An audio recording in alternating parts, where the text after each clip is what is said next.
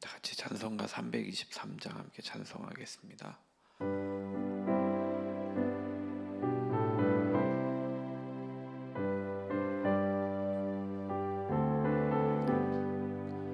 푸른 바다 나서니 몸 어디든지 가오리다.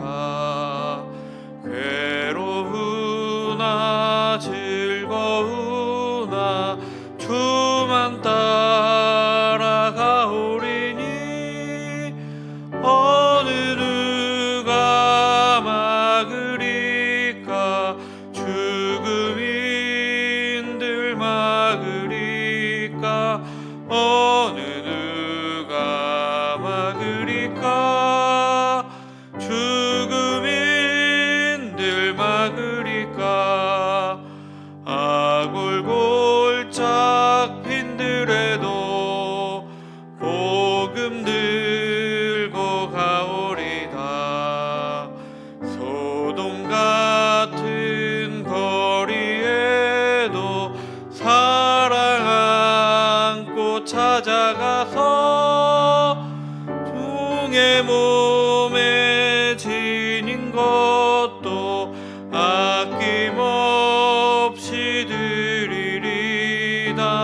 종의 몸에 지닌 것도 아낌없이 드리리다. 존귀 영광 모든 권세 주님 홀로 받으소서. 멸시천대 십자가는 제가 지고 가오리다. 이름 없이 빛도 없이 감사하며 섬기리다. 이름 없이 빛도 없이 감사하며 섬기리다. 아멘.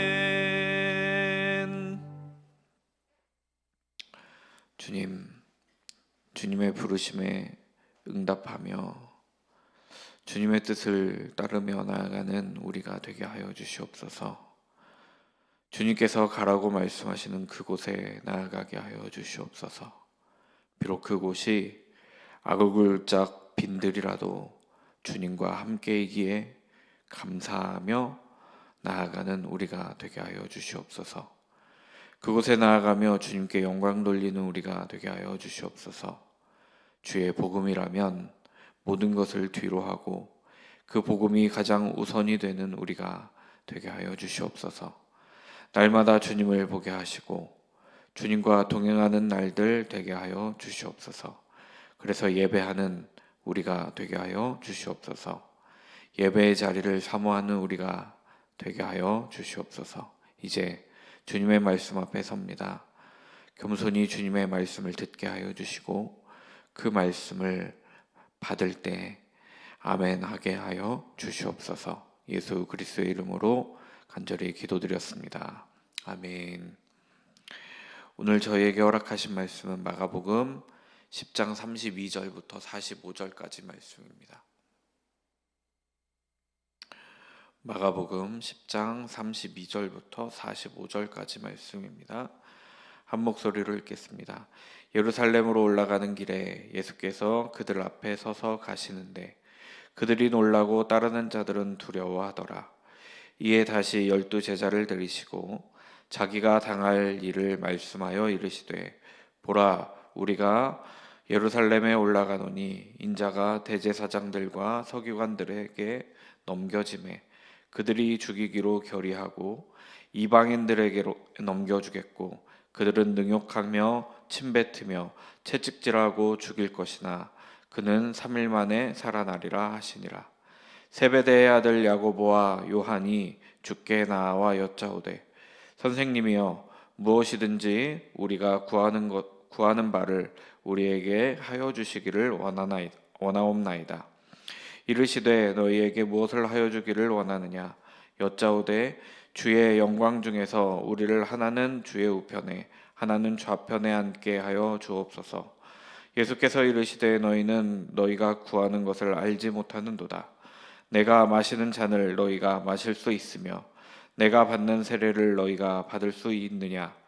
그들이 말하되 할 수 있나이다. 예수께서 이르시되 너희는 내가 마시는 잔을 마시며 내가 받는 세례를 받으려니와 내 좌우편에 앉는 것은 내가 줄 것이 아니라 누구를 위하여 준비되었든지 그들이 얻을 것이니라. 열 제자가 듣고 야고보와 요한에 대하여 화를 내거늘 예수께서 불러다가 이르시되 이방인의 집권자들이 그들을 임의로 주관하고 그 고관들이 그들에게 권세를 부리는 줄을 너희가 알거니와 너희 중에는 그렇지 않을지니 너희 중에 누구든지 크고자 하는 자는 너희를 섬기는 자가 되고 너희 중에 누구든지 으뜸이 되고자 하는 자는 모든 사람의 종이 되어야 하리라. 인자가 온 것은 섬김을 받으려 함이 아니라 도리어 섬기려 하고 자기 목숨을 많은 사람의 대속물로 주려 함이라. 아멘. 목회자들이 쉽게 빠지는 유혹이 있습니다. 그 중에 하나가 큰 교회에 대한 유혹입니다. 다른 분들은 모르겠으나 저는 그랬던 것 같습니다. 개척교회를 하면서 나름 큰 교회 꿈이 별로 없는 사람이거든요. 그러나 한 번씩 동기들을 만나거나 주변에 아는 목회자들 만나면 성도가 없음으로 인해서 참 자존감이 떨어지곤 했습니다. 그러면 그때마다 드는 생각이 뭐니 해도 큰 교회를 해야 되나 보다 이런 생각을 했었던 것 같습니다. 나의 자존심 때문에 생기는 정말 좋지 않은 개인적인 마음입니다. 통상적으로는 그런 생각이 들자마자 떨쳐내곤 했는데요. 그런데도 그렇게 쉽게 넘어지는 저를 발견하곤 했습니다. 큰 교회가 다 나쁜 것은 아닙니다. 다른 사람들을 구원한다면 큰 교회도 좋은 곳이죠. 그러나 큰 교회의 목회자에게는 신앙적으로 좋지 않은 것 같습니다. 그 큰 교회라는 것이 자신의 영광이 되어 버리는 겁니다. 또 그것이 자신의 권력이 되어 버리는 겁니다. 그것은 목회자의 신앙에 참 좋지 않습니다. 그러나 이것은 비단 목회자들만의 이야기는 아닐 것입니다. 세상에서도 출세하고 싶어 하고 나의 영광을 드러내고 싶어 합니다.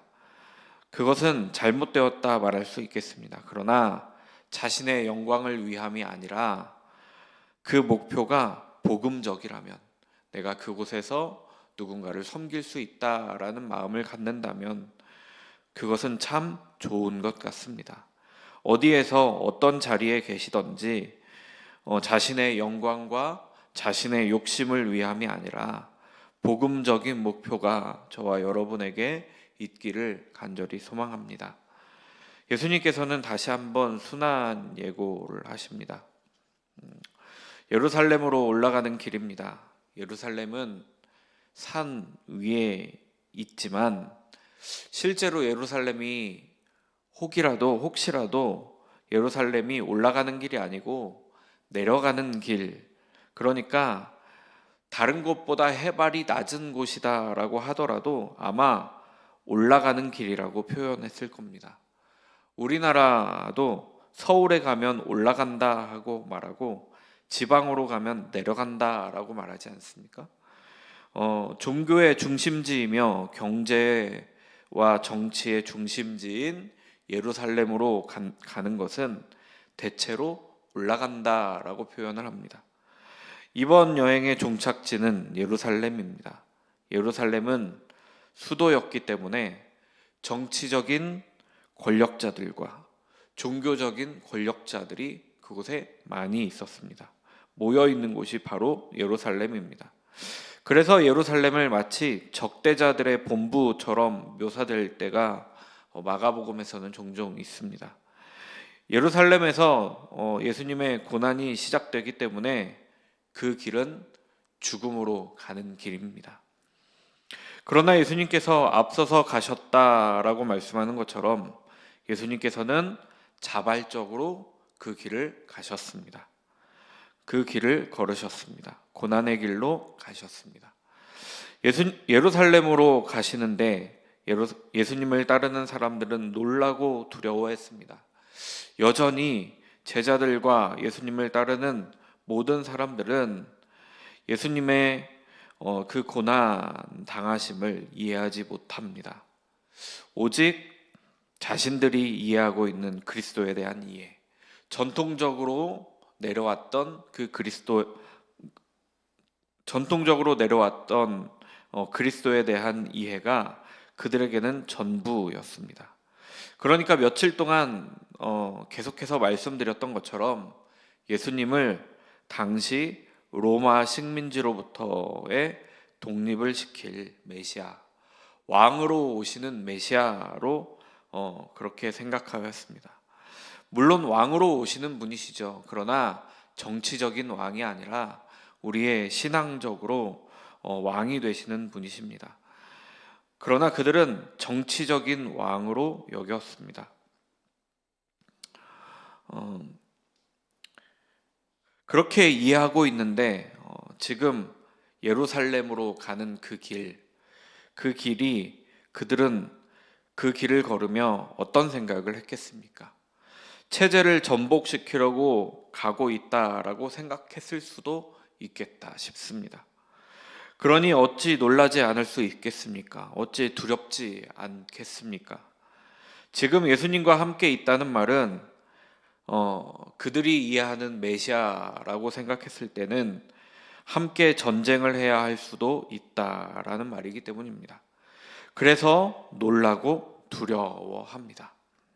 이 놀람과 두려움은 예수님의 고난에 대한 말씀을 이해하지 못한 사람들에게서부터 나오는 반응이었습니다.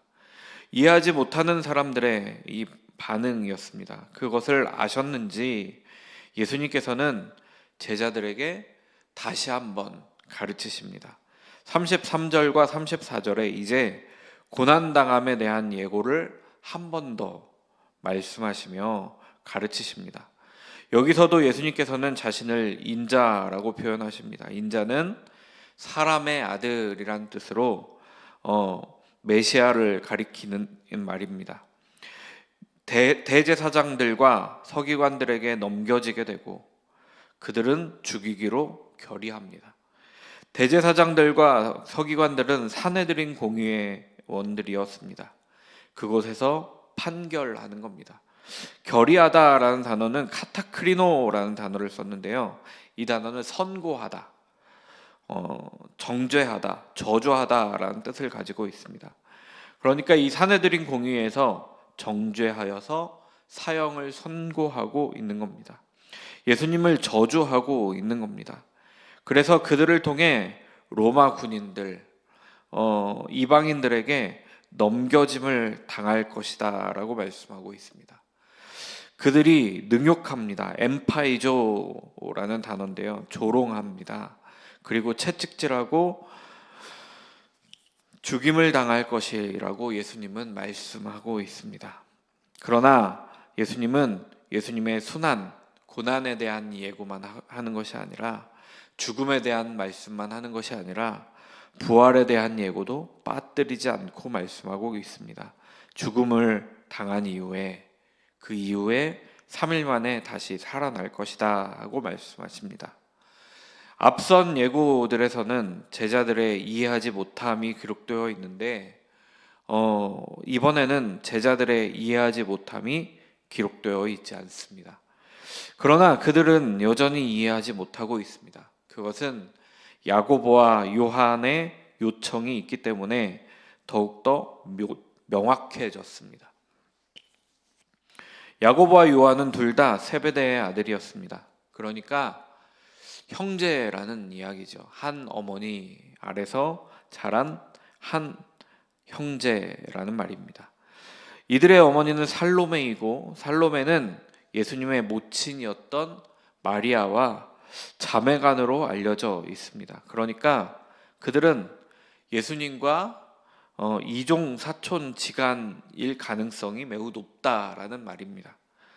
이런 친인척 관계이기 때문에 부탁을 하였는지 잘 모르겠으나 그들은 예수님이 거절하지 못하도록 자신들의 요구를 먼저 이야기하지 않습니다. 35절 말씀을 보시면 선생님이여 무엇이든지 우리의 구하는 바를 우리에게 하여 주시기를 원합니다 하고 말하고 있습니다. 요구의 내용은 아직 말하지 않습니다. 그러면서 우리의 요구를 무엇이든 들어주십시오 하고 말하고 있는 겁니다. 예수님께서 내가 너희에게 무엇을 하여 주기를 원하느냐 하고 묻자 자신들의 욕심에 대한 그런 요구를 하고 있습니다. 주의 영광 중에서 우리를 하나는 주의 우편에 하나는 좌편에 앉게 하여 주시옵소서 하고 요청합니다. 여기서 영광 중이라는 말은 예수님께서 왕으로 등극하셨을 때를 말하고 있는 겁니다. 그러나 그들은 여전히 오해하고 있습니다. 예수님께서 왕으로 오셨을 때 주의 우편과 좌편에 자신들을 앉혀달라는 겁니다. 우리나라의 조직으로 하면 총리, 장관 정도가 되지 않을까 싶습니다. 조선시대로 보면 우의정, 좌의정 정도가 되지 않을까. 왕의 오른편 자리와 왼편 자리는 당시의 유대인들에게서는 가장 영광스러운 자리였습니다. 그러니까 왕 다음으로 가장 높은 사람들이 앉는 높은 자리를 뜻하는 것입니다. 예수님께서 고난당하실 것에 대한 말씀을 하시면서 우리가 예루살렘으로 가노니라고 말씀하신 것을 그들은 그렇게 이해를 했으며 청탁할 수 있는 시간이 얼마 남지 않았다라고 판단했을지도 모르겠습니다. 그래서 그들은 급히 예수님께 요청을 하고 있는 겁니다. 그러나 예수님께서는 그들에게 말씀하십니다. 너희가 구하는 것을 알지 못한다 하고 말씀하십니다.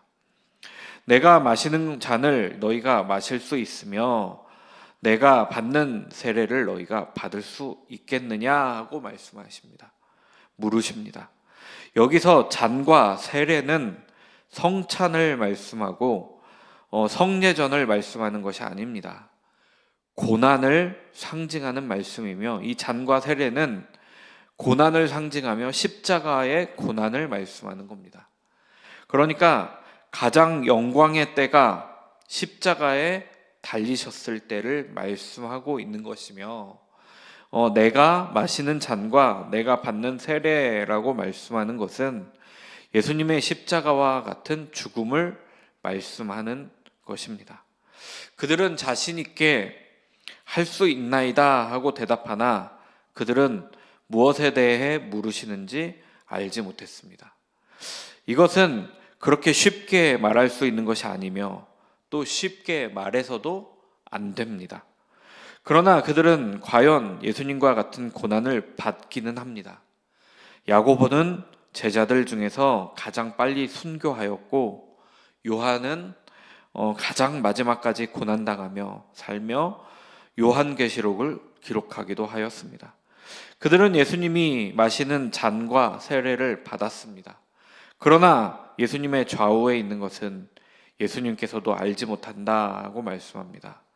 아마도 그 뜻 안에는 이것은 하나님께서 아시고 하나님께서 하시는 것이다 라는 말씀이 내포되어져 있을 것입니다. 예수님께서 영광 받으실 때 십자가에 달리시는 그때에 좌우에 있었던 사람들은 좌우에서 함께 십자가에 달렸던 강도 두 사람이었습니다. 이들이 예수님께 와서 청탁을 했다는 것을 나머지 10 제자들이 듣고 분노하였습니다. 이것은 야고보와 요한이 어떤 것을 예수님께 요구했는지 알 수 있는 부분입니다.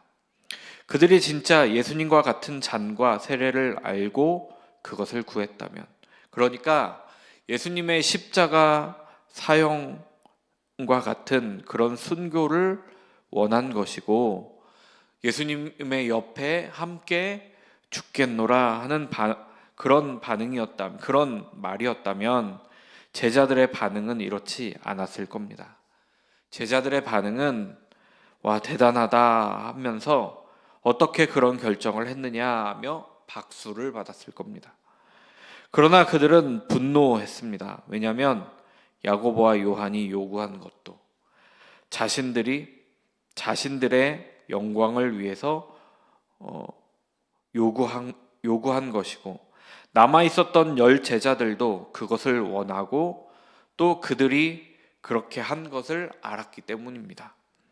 여기서 화를 냈다라는 단어가 몹시 괴로워하다라는 단어입니다. 분노하다라는 뜻을 가지고 있는 단어입니다. 그러니까 그들이 먼저 그렇게 함으로써, 야고보와 요한이 먼저 그렇게 예수님께 말함으로써 몹시 괴로워했다라는 것입니다. 야고보와 요한이 선수를 쳤다 뿐이지 나머지 제자들도 분명 그렇게 하려고 하였을 겁니다.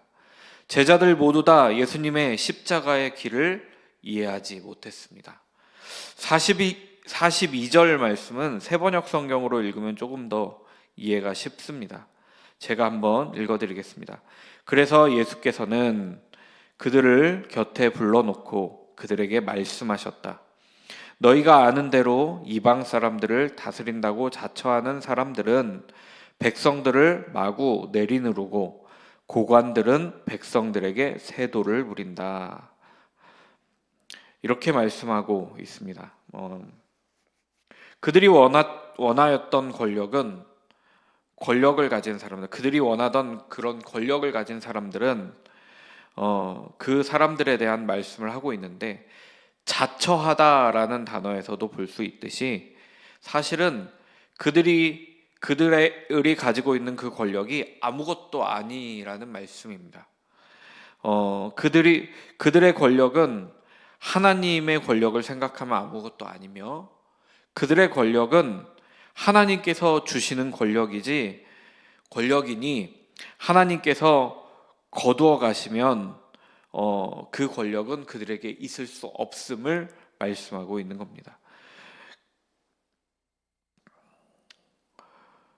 대부분 이방 나라의 왕들은 이 42절의 말씀과 같습니다. 백성들을 찍어 누르고 그들에게서 세금도 노동력도 착취했습니다.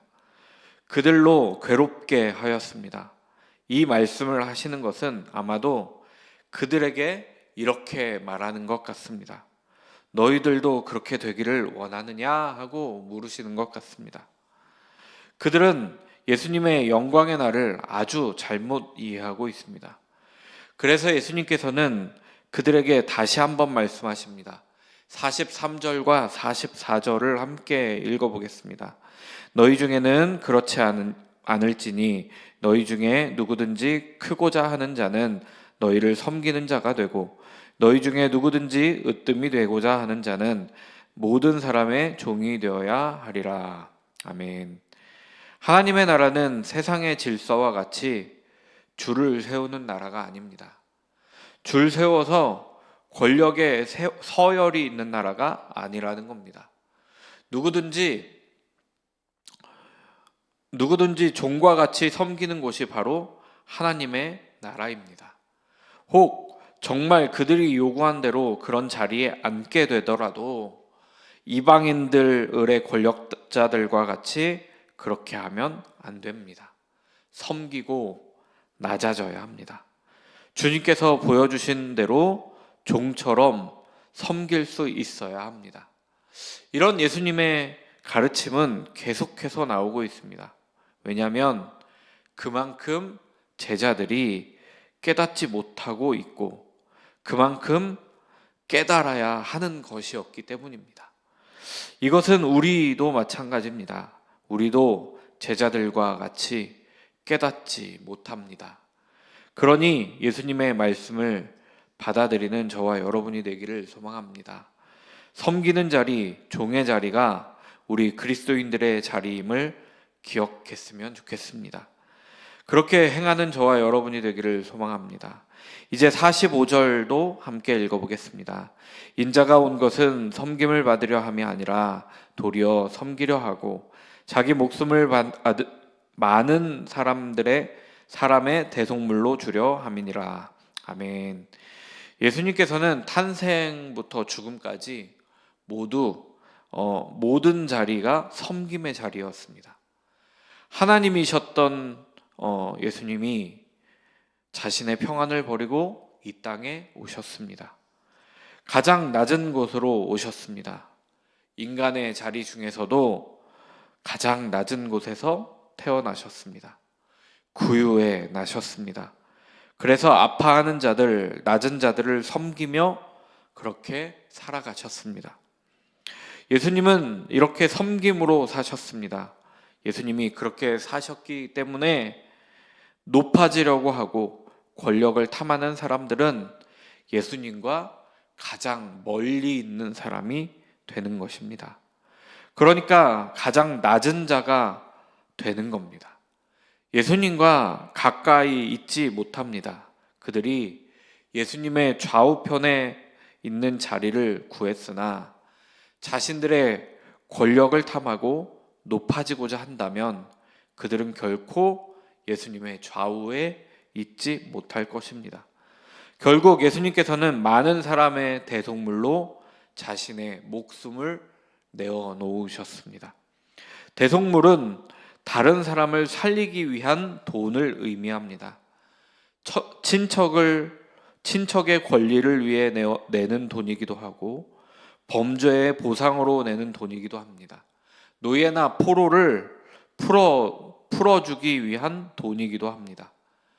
여러 뜻이 있지만 결국은 누군가를 살리기 위해 내는 돈을 의미합니다. 그것이 내가 되었든 다른 사람이 되었든. 예수님께서는 누군가를 살리셨습니다. 그것은 모든 사람을 살리는 죽음이셨습니다. 죄와 죽음의 노예 상태에 있었던 인류를 자신의 목숨을 대속물로 바치고 인류를 살리셨습니다. 그들을 해방하셨습니다. 예수님의 영광의 때는 십자가이고 그것은 예수님께서 십자가형으로 세상을 떠나는 그 자리가 바로 예수님의 영광의 때였습니다. 제자들이 기대하였던 좌우편 자리는 권력이 있는 자리, 높은 자리였습니다.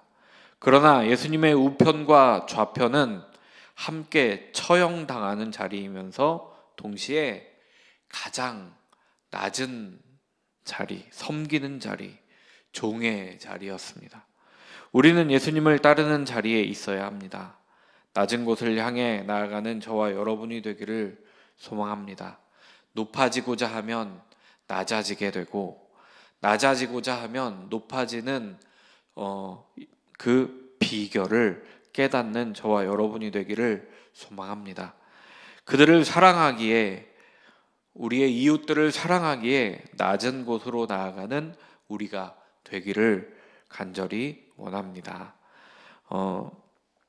오늘은 기도합니다. 이주민 교회를 위해서 그리고 청년 제자 교회를 위해서 기도 부탁드립니다. 선교사님들을 위해서도 그리고 이금열 권사님과 남궁년 집사님을 위해서 기도해 주시고 수요일에 입원해서 목요일 날 수술을 받게 되실 천홍주 집사님을 위해서도 기도 부탁드립니다. 담임 목사님 건강을 위해서도 기도 부탁드립니다. 사랑의 하나님 감사합니다. 주님께서 우리를 사랑하셔서 이 땅에 가장 낮은 곳으로 오셨습니다. 그리고 죽으심으로 그 섬김을 완성하셨습니다. 예수님을 따라 십자가의 길을 걷는 우리가 되게 하여 주시옵소서.